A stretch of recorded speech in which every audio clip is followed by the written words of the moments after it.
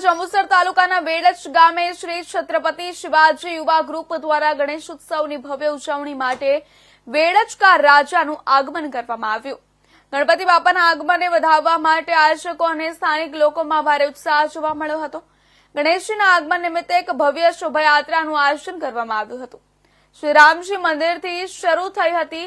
વાત કરવામાં આવે તો આ યાત્રામાં મોટી સંખ્યામાં ભક્તો જોડાયા હતા અને ગણપતિ બાપા મોર્યાના નારા લગાવતા સમગ્ર વાતાવરણ ભક્તિમય બની ગયું હતું। શોભાયાત્રા જ્યારે બળિયા બાપજી મંદિર ખાતે પહોંચી ત્યારે ગણપતિ દાદાનું સ્વાગત કરવામાં આવ્યું હતું।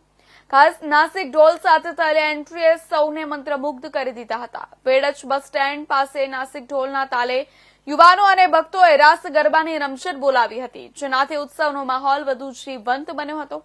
આ પછી ગણેશજીની મૂર્તિની સ્થાપના મહાકાળી મંદિરના મેદાનમાં કરવામાં આવી હતી।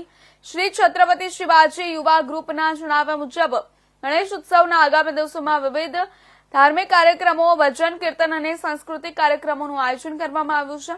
આ ભવ્ય સ્વાગતથી ગણેશજીના આગમનનો આનંદ અને ભક્તિનો માહોલ સમગ્ર વેડજ ગામમાં છવાઈ ગયો છે।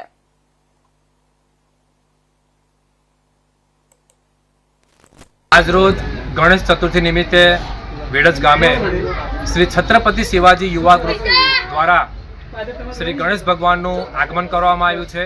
વેડજ ગામની અંદર સમસ્ત વેડજ ગામ દ્વારા એક હર્ષ અને ઉલ્લાસની લાગણીથી ભવ્ય સ્વાગત કરવામાં આવ્યું છે અને ગણેશ ભગવાનની સ્થાપના આગળ મહાકાળી મંદિરે શ્રી છત્રપતિ શિવાજી યુવા ગ્રુપના યુવાનો દ્વારા કરવામાં આવ્યું છે।